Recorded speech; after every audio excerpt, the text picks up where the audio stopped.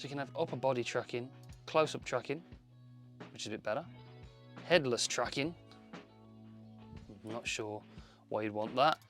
Lower body tracking, that's weird. Hi everybody, welcome back to another video. Today we're taking a look at the Obsbot Tiny 2 AI powered web camera. This is what you're looking at now. This is the image you're looking at from the web camera. Brand new, just been released, and it's really impressive. We're going to cover all the features and the software that this new camera has and the upgrades over the previous version, and we'll also compare it to the Insta360 Link, which I've got by the side of it, to see how it sort of compares to the other flagship webcam on the market. So the Tiny 2 has a brand new sensor, 1/1.5 inch CMOS sensor with dual native ISO, so it makes it great in low light conditions like this. I haven't got any particular lighting in the studio right away now.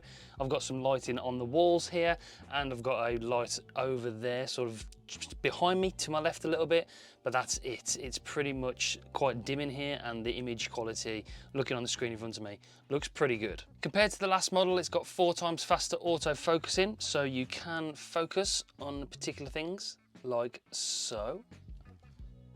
Focus back on face, focus on the image. So if you're doing product reviews, this would be a good camera to use, let alone web camera.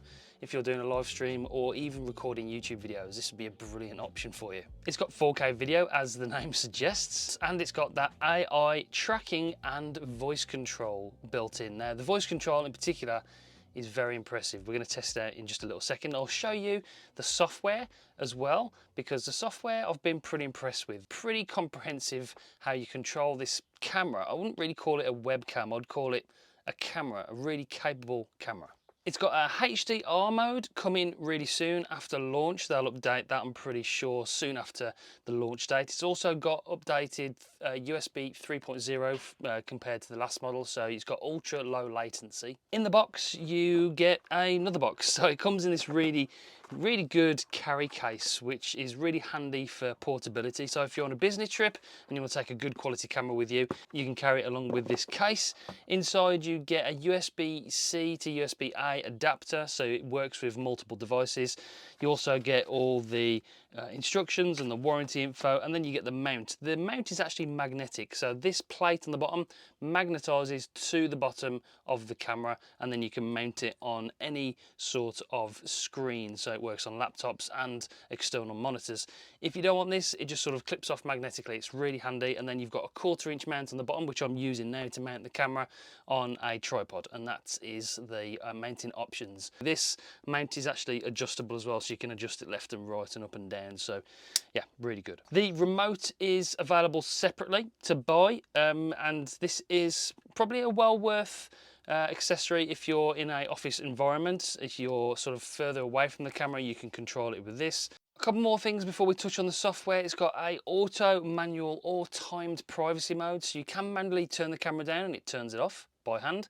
You can set it up on the software to be a timed time out privacy, so if you have a period of inactivity, it will just tilt down, and then you can automatically turn it off if you want to. So yeah, it's very private, so you're not going to have to worry about any privacy issues.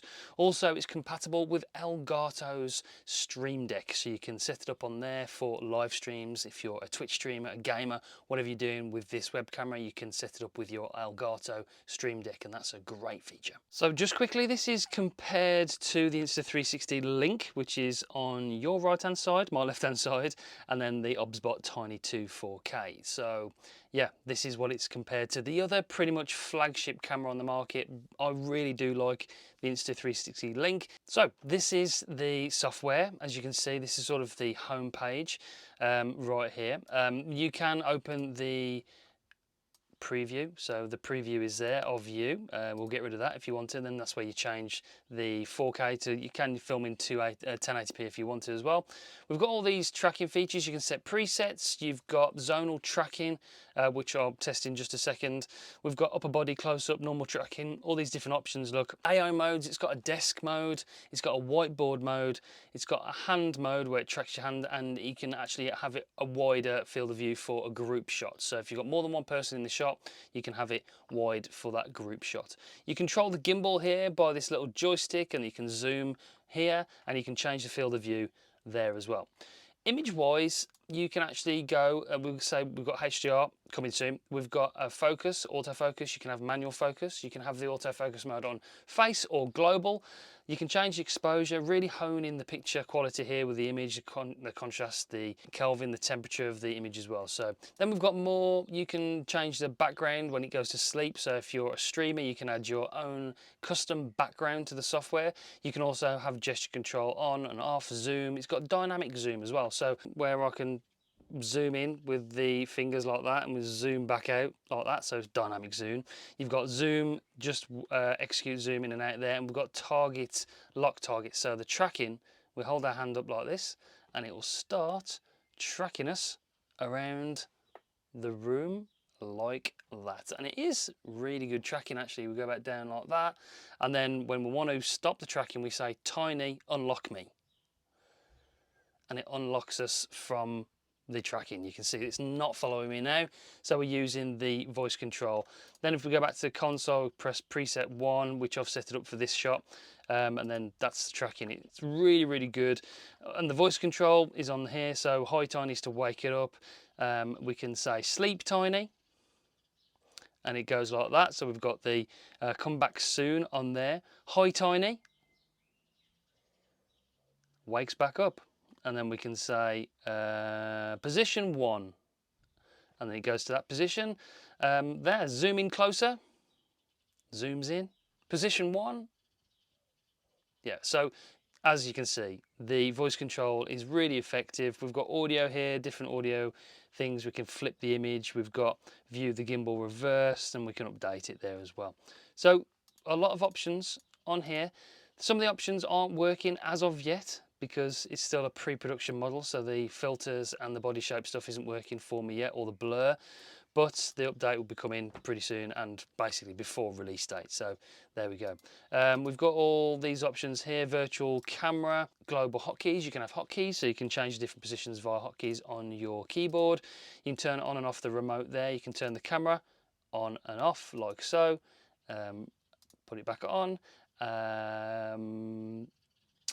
Position 1. It's really handy, so you don't have to click anything or do anything. And then here is the, so we drop down. If you've got more than one Obsbot camera plugged in, it'll be showing up there as well. So that is the software. Test the tracking out a little bit more, left and right. Okay, close-up tracking, upper body tracking. So yeah, the voice control tracking, really good. Really impressed with it. Overall, I think it's a great camera. The picture quality is good. The picture quality probably isn't quite as good as the Link. Still not quite as good, but I still think it's very good. The Link is exceptional, a little bit more expensive I think than this. I'm not entirely sure of the final price, but very similar quality.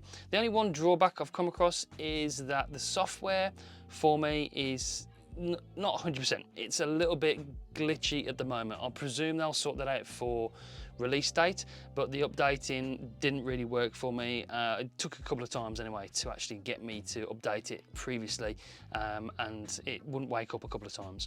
So still not as stable as the Insta360 software. That software is phenomenal. This software, although you've got a lot more features and it's a bit more tidy in the menu way, it's just a little bit less stable software wise. But apart from that, great quality camera. So that's it. That's the Obsbot Tiny 4K. Stay tuned. Make sure you subscribe, press the bell so you don't miss any future uploads, because we're going to be comparing it in deep dive video coming really soon against the Insta360 Link. We'll do a little bit more comparisons and different scenarios, different lighting situations, and HDR mode as well, which will be coming soon. So stay tuned for that one. But until next time, see you on the next one. Bye guys.